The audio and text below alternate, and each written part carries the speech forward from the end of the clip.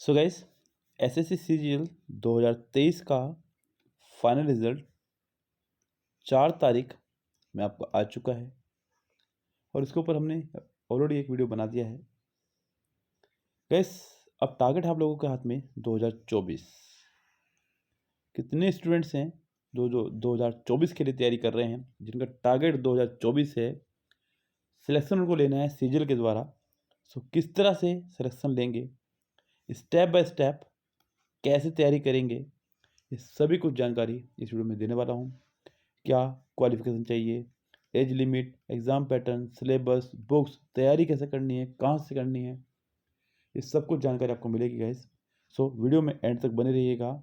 Channel पर नए हैं तो सब्सक्राइब जरूर कर लीजिएगा। सो दोस्तों, शुरू करते हैं अपनी इस कहानी को कि कैसे हम लोग अपनी तैयारी शुरू कर सकते हैं। बच्चों देखिए, सबसे पहले अगर बात करूँ यहाँ पर क्वालिफिकेशन की, जो सबसे ज़्यादा ज़रूरी है एसएससी सीजीएल के लिए। तो दोस्तों, क्वालिफिकेशन के लिए कोई ज़्यादा इसमें नहीं चाहिए, बस आप किसी भी तरह से बैचलर डिग्री धारक हो। बैचलर डिग्री के अंदर आपकी कोई भी डिग्री जो बी वाली हो वो वैलिड होगी। BA, BCom, BSc, B pharma, BTech, कुछ भी ऐसा, बीबीए, बीसीए, कुछ भी ऐसा जो बी वाला हो वो आपके पास होना चाहिए। इस केस जो कि ज़रूरी है, ये एक बिल्कुल मिनिमम क्राइटेरिया है इस फॉर्म को फिल करने का। इससे कम पे आप लोग इस फॉर्म को फिल नहीं कर सकते हैं। यस, सो ये पहली ही प्रायोरिटी है, क्वालिफिकेशन जो आपको चाहिए, यानी कि बीए ग्रेजुएशन डिग्री आपके पास में होनी चाहिए। ओके दोस्तों, उसके बाद में अगर बात करें यहाँ पर हम लोग एज लिमिट की, तो उस पर चलते हैं यहाँ से लेकर के आपको। देखिए, एज लिमिट की बात करें तो यहाँ पर अलग अलग पोस्ट के हिसाब से अलग अलग एज लिमिट दी गई है। जैसे कि अगर मैं बात करूँ यहाँ पर, पहली जो एज लिमिट है वो 18 से 27 कुछ पोस्ट के लिए, जैसे कि auditor, accountant, UDC, tax assistant and SI in CBI. Yes, इन सभी पोस्ट के लिए अलग से दी गई है एज लिमिट। यहाँ मैं कुछ पोस्ट लिख देता हूँ आपकी। Auditor, yes, accountant,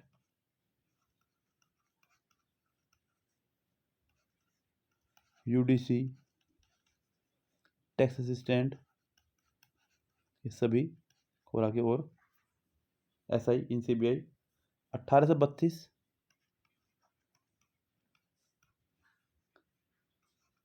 junior, sorry, for junior statistical officer के लिए, यानी कि जेएसओ शॉर्ट में लिख दूंगा अगर उसको। और 18 से 30 इसके अलावा जो भी पोस्ट बची उन सभी के लिए। यस, रेस्ट ऑफ ऑल जो भी पोस्ट बची हैं उन सभी के लिए ये आपकी एज लिमिट है।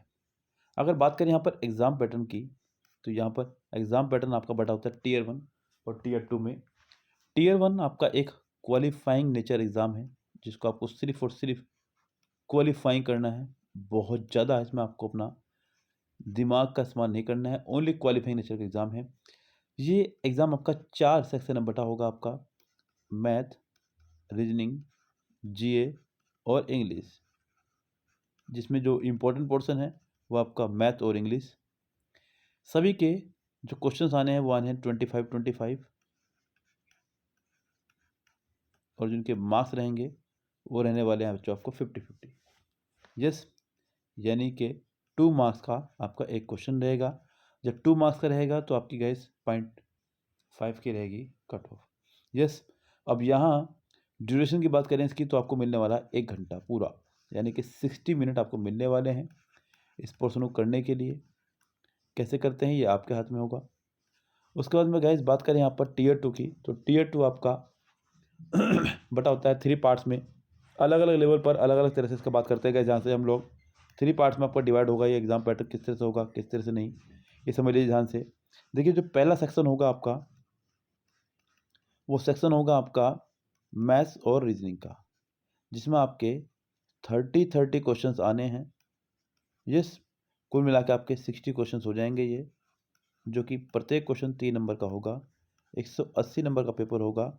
टाइमिंग जो इसके लिए रहने वाला है आपके लिए, वो रहने वाला है गाइस 60 मिनट। यस, ये आपका हो गया सेक्शन 1। इसी में बच्चों आपका फिर बैठेगा सेक्शन 2। सेक्शन 2 में आपका इंग्लिश और जीए रहने वाला है, जिसमें 45 क्वेश्चन रहेंगे इंग्लिश के, जो बहुत बड़ा रोल है। 25 क्वेश्चन रहेंगे आपके जीए के। टोटल जो क्वेश्चन हो जाएंगे 70। यहाँ इसकी भी मल्टीप्लाई करेंगे 3 से, तो ये आपका हो जाएगा 210 मार्क्स। यस, उसके बाद इसी में जो सेक्शन 3 रहेगा आपका, वो रहेगा आपका कंप्यूटर। हालांकि ये सिर्फ एक क्वालिफाइंग एग्ज़ाम है। 15 मिनट्स आपको इसके लिए मिलेंगे। 20 क्वेश्चन होंगे, 3 मार्क्स का होगा। 60 मार्क्स के टोटल क्वेश्चन आपके ये हो जाएंगे। लेकिन ये सिर्फ एक क्वालिफाइंग है, इसको आपको सिर्फ क्वालिफाई करना है। यस, यानी कि इसके मार्क्स आपके ऐड फाइनल में नहीं होंगे। उसके बाद गाइस, कुछ पोस्ट के लिए आपका और भी एग्जाम होने हैं। डाटा एंट्री स्पीड टेस्ट होना है आपका इसका। इसी के इन तीनों सेक्शन के बाद में आपका रेस्ट होगा थोड़ा सा। फिर उसके बाद में गाइस आपका डाटा एंट्री स्पीड टेस्ट होगा। यस, और उसके बाद में गाइस कुछ पोस्ट के लिए एक अलग से एग्ज़ाम रहता है आपका, जिससे कि जिसको पेपर 2 पेपर 3 भी कह सकते हैं, स्टेटिस्टिक्स डिपार्टमेंट के लिए, और जनरल स्टडीज़ जो कि फाइनेंस और इकोनॉमिक्स डिपार्टमेंट है आपका, जैसे कि एओ, कैग, इस तरह की पोस्ट के लिए। सो ये रहा आपका पूरा प्रोसीजर। अगर देखा जाए यहाँ से, अगर बात करें यहाँ से सिलेबस की, तो सिलेबस पैटर्न जैसे कि आपको पता है गैस, मैथ में बिल्कुल वही बेसिक चैप्टर्स आने हैं आपके, जो आपने 10th लेवल पर पढ़े हैं। यानी कि 10th लेवल तक का मैथ्स आपका रहता है बिल्कुल बेसिक सा। Number system, simplification, HCF, LCM, squares and cubes root, time and work, pipe and system, बस ये सभी चैप्टर आपका आना है। Profit and loss, simple interest, ratio proportion, average, problem for age, compound interest, mensuration, algebra, trigonometry, geometry, data interpretation, ये सभी chapters आपके आने हैं। अगर बात करें यहाँ पर इंग्लिश की, तो इसमें आपका फिर रहने वाला इंग्लिश। जैसे कि वो पता है गैस, प्री में भी 25 मार्क्स का है, मेंस में भी 45 मार्क्स का है, तो अच्छा खासा रोल अपना प्ले कर रहा है, तो थोड़ा सा इस पर ज़्यादा मेहनत कीजिएगा। सिंपल बेसिक स्ट्रक्चर्स का रहने वाला है। Common error, sentence improvement, fill in the blanks, close test, passage, PQRS, active passive, direct indirect, synonyms, antonyms, idioms, voice और स्पीच। और इसके लिए आप नॉर्मली ग्रामर अपना कंप्लीट कर लें, जिस तरह से कि article, noun, pronoun, verb, time and tense, syntax, subject, verb, agreement, इस सभी टॉपिक्स अपना आप कवर कर लें। रीजनिंग आपका बिल्कुल जनरल जो आपकी सेंस है, उस पर आपका बेस्ड क्वेश्चन आ जाएंगे। एनालॉजीज, सिमिलरिटीज, स्पेस विजुलाइजेशन, इस problem solving, analysis, mathematical operations, blood relations, ये नॉर्मल से क्वेश्चन आपके आने हैं। उसके अलावा आपका जनरल स्टडीज़ की अगर बात करें, जनरल स्टडीज, जनरल अवेयरनेस, इसके अंदर भी आपका वही 10th क्लास वाला ही history, polity, economy, geography, science, जिसमें फिजिक्स केमिस्ट्री मेन रहेगा आपका, फिजिक्स और बायो सॉरी, और स्टैटिक जीके, जो आपको कहीं से भी नॉर्मली मिल जाएगा देखने को। कंप्यूटर के लिए गाइस आपका एक बेसिक सा नॉलेज होना चाहिए। किसी भी आसपास में कोचिंग पर जाकर के आप जरूर इसको पढ़ लें, या कोई बुक लें इसके लिए। इसके लिए जो सबसे बढ़िया बुक आती है गाइस, वो आती है परीक्षा मंथन की, उसको आप ज़रूर पढ़ लें कंप्यूटर के लिए, क्योंकि अगर आपने ये क्वालिफाई नहीं किया तो सब कुछ ख़त्म है, ये ध्यान रखिएगा।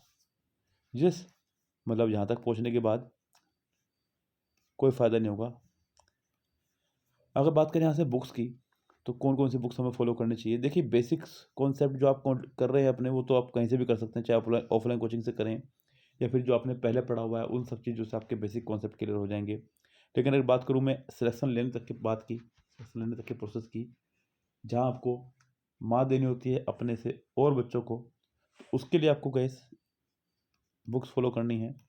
मैथ्स के लिए करनी है आपको किरण मैथमेटिक्स 11,800। इंग्लिश के लिए आपको फॉलो करनी है गैस किरण की ही जो नई बुक आई है, उसको फॉलो कीजिएगा आप 16,800। यस, थोड़ा सा पैटर्न में बदलाव है, क्वेश्चंस के लेवल के, ये सब चीज़ों में। रीजनिंग के लिए अगर बात करूँ तो गैस उसके लिए भी आप लोग किरण की ही बुक फॉलो कर लीजिएगा अपनी 12,800 जो न्यू बुक आई है इनकी। और जीएस के लिए आप किरण की बुक भी फॉलो कर सकते हैं, या फिर आप पिनेक्कल की भी कर सकते हैं। यहाँ मैं इसलिए बोल रहा हूँ कि किरण की बुकों की नंबर ऑफ क्वेश्चन थोड़े ज़्यादा रहेंगे। यहाँ पर 14,307 में एक्सप्लेनेशन बहुत अच्छा दिया गया है, इसलिए मैं इसको बोल रहा हूँ। बाकी अगर आपके पास पिनक करे तो आप इसको फॉलो कर सकते हैं। और कंप्यूटर के लिए मैं ऑलरेडी बता चुका हूँ आपको, परीक्षा मंथन की बुक है कंप्यूटर के लिए, उसको कर लीजिएगा। या कोई और आसपास बुक आपको जो मिलती हो अच्छी से अच्छी, उसको कर लीजिएगा कंप्यूटर के लिए। यस, तो ये पूरी की पूरी एक सीरीज आपको फॉलो करनी होगी। और गाइस बता दूँ मैं आपको, किरण की मोस्टली बुक्स का सोल्यूशन आपको हमारे चैनल से मिल जाता है, सभी बुक्स का लगभग, जिसके लिए आप हमें व्हाट्सअप कर सकते हैं। व्हाट्सअप पे आपको पूरी जानकारी दी जाती है किस तरह से आपको मिलता है। लेकिन ये सभी प्रोसीजर आपको फॉलो करने होंगे। तैयारी के लिए अगर बात करूँ गाइस यहाँ से, तो आप लोगों को मिनिमम कम से कम सब्जेक्ट के अकॉर्डिंग अपना टाइम डिवाइड करना है। जैसे कि बात करूँ मैथ्स की, तो डेली आप इस पर 3 घंटे दीजिए कम से कम। बात करूँ इंग्लिश की, तो यहाँ भी आप इस पर कम से कम 3 आवर्स डेली दीजिएगा। अगर बात करूँ गाइस यहाँ पर रीजनिंग की, तो आपका 2 आवर इनफ बिल्कुल रहेगा, बिल्कुल काफ़ी इनफ रहेगा। जीएस की बात करूँ तो यहाँ पर भी इसके 2 आवर्स इनफ रहने वाले हैं। तो यानी कि कुल मिलाकर के आपको 10 आवर्स मिनिमम पढ़ना ही पढ़ना है, जो कि बहुत ज़्यादा भी नहीं है और बहुत कम भी नहीं है। एक सीजीएल स्टूडेंट्स के लिए जिनका टारगेट 2024 है, उनके लिए खासकर तो इतना तो आपको पढ़ना ही पड़ेगा अगर सिलेक्शन लेना है तो, औरों को मात देनी है तो। और 2024 कैस बहुत ज़्यादा दूर नहीं, आपने देखा है कि कितना फास्ट सिलेक्शन प्रोसेस है सीजीएल का। अक्टूबर में ये एग्ज़ाम ले रहे हैं, नवंबर सिर्फ ये रुकते हैं, दिसंबर में ये अपना सिलेक्शन का रिजल्ट निकाल देते हैं फाइनल। तो ये कितनी बड़ी बात है। चुनाव का इन पर कोई फर्क नहीं पड़ रहा है। अभी इलेक्शन का रिजल्ट आया है 2 दिन पहले ही, उसके बाद इन्होंने अपना स्टूडेंट का रिजल्ट दे दिया है। तो ये भी क्लियर है कि चुनाव का भी यहाँ पर कोई इफेक्ट नहीं पड़ रहा है। तो बस अपनी तैयारियों में लगें। किसी प्रकार की अधिक जानकारी लेके आप हमें व्हाट्सअप कर सकते हैं, डिस्क्रिप्शन बॉक्स में हमारा नंबर है। फिलहाल हम चलते हैं, लेते हैं आपसे विदा, मिलते हैं अगली वीडियो में, तब तक के लिए bye bye, have a nice day.